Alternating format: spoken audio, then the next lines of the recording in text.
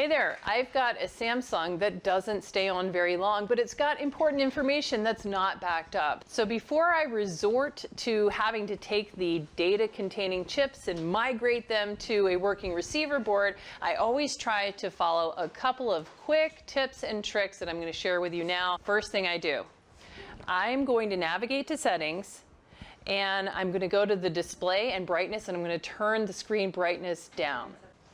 Turn it way down. In fact, I will go in a closet to try to work with this phone to try to extract data off of the phone. And here's why. Sometimes what's wrong with these phones that can turn on but not stay on for a long time is that the battery is simply not able to output enough current in order to keep the device on when there's an energy draw. So the number one thing you can do to get a phone to stop requiring energy from the battery is to turn that brightness down. So that's number one, turn your screen brightness down.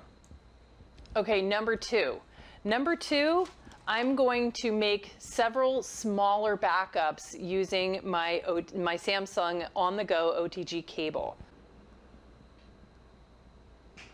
Rather than use this part of the app where it's wanting me to plug in my new phone, I'm probably not going to have time to complete that backup. So instead, I'm going to try to just save as much as I can. So I'm going to plug a USB drive into my cable, plug that into the phone, and then I'm going to go up here to the little card icon, and now it says backup to USB storage.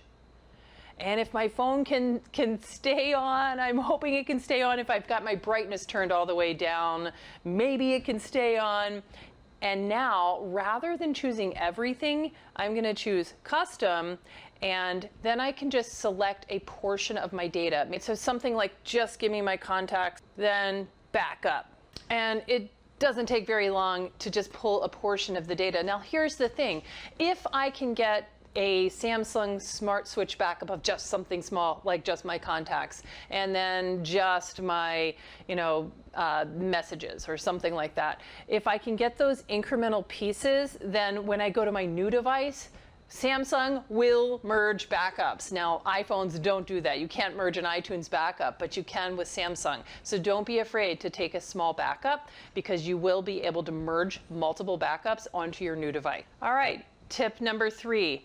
Heat or cool the device. So sometimes, depending on what's wrong with the device, the problem is that a chip on the board like the CPU isn't making good contact. You can change by heating that chip up or cooling it down. You can change the way that that chip connects to the logic board, and you might be able to get it to stay on long enough to get that important piece of information out of your phone. In fact, this particular phone, I was able to recover out of about 24,000 pictures. I was able to get 2,000 out of the device without having to actually do a microsurgery that I ultimately did in the end. Here's how I did it. I got this thing, this little cat fan.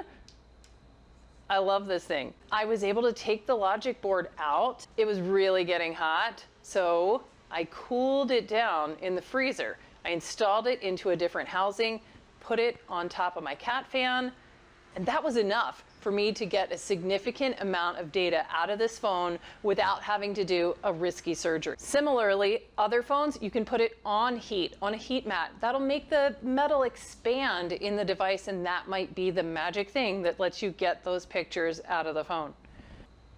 Tip number 4 is to back up to a different location. So if you haven't done a backup on a Samsung before, and you try to just plug your Samsung directly into a computer, that's going to take way, way, way too long. So choose something else. So I use this OTG cable, and you can back up directly to USB. Even faster than that is if your Samsung still has an SD card slot.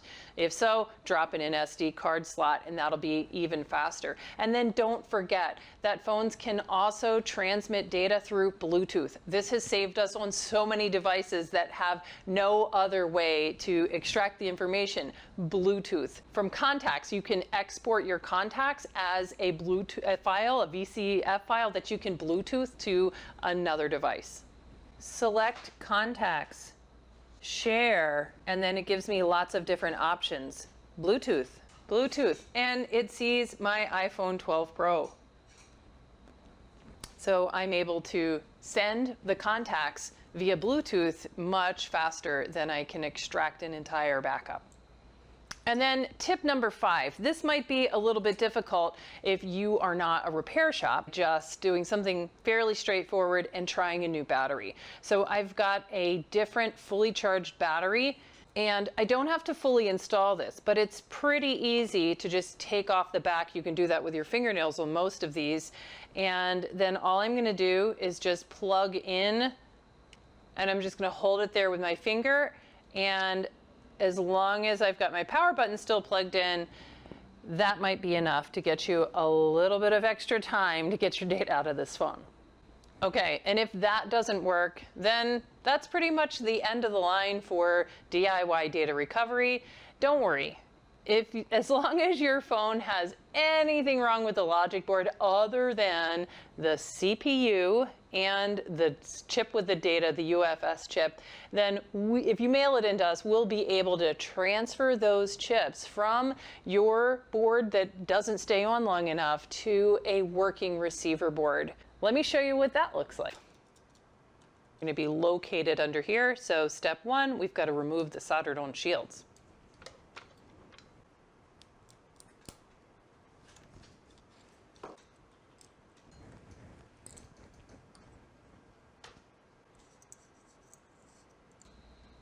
Okay, we're going to start by taking off the RAM, which is soldered on top of the CPU. Bigger square is the CPU, smaller one is the RAM. So let's go for that first.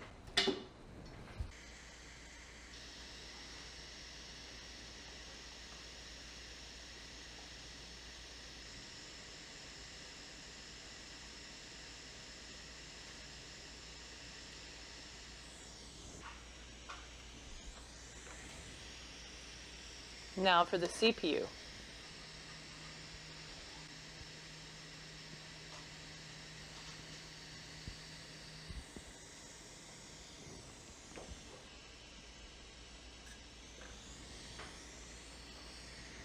And finally, the storage IC.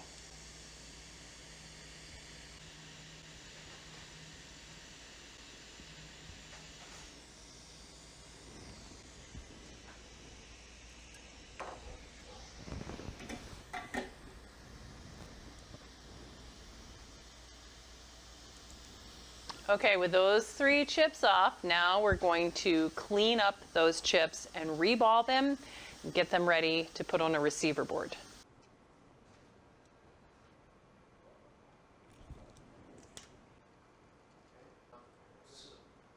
All right.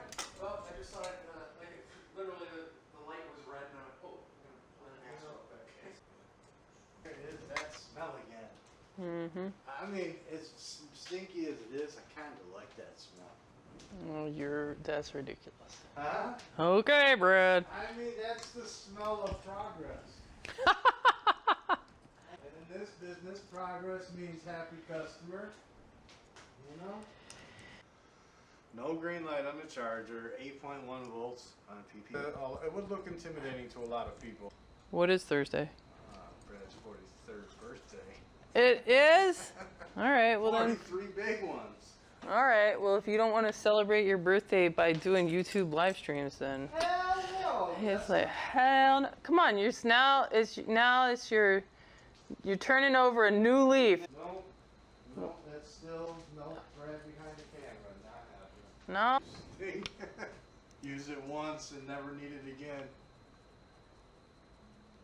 I think we used it 0 times. Seemed cool. Hello, what's up? Hey, Mom. Yeah. What did you say? Like, how do I know if this is a dishwasher guy?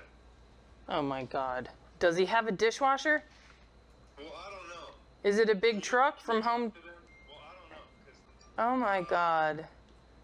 I'm in the middle of live streaming, bruh.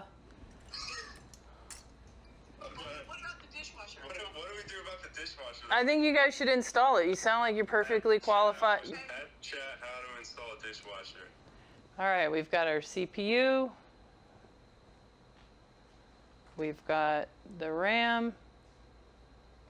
And we've got the storage IC. Next step, we've got to reball all 3 of these.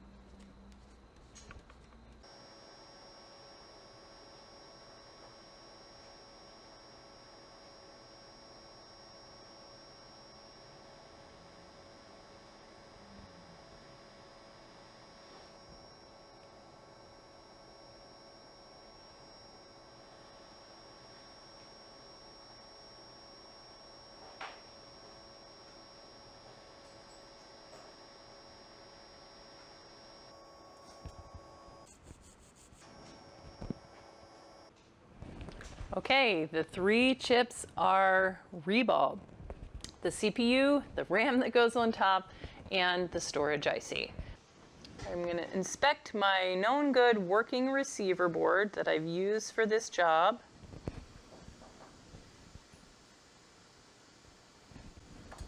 Seems okay. Now this is a double layered S21.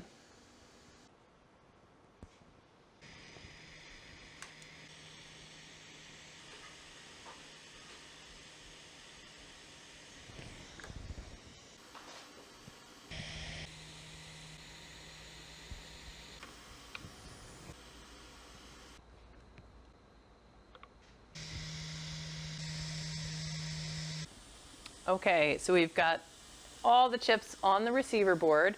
Now we're going to let it cool all the way down, put it back into our test housing, and see if we can get a full extraction.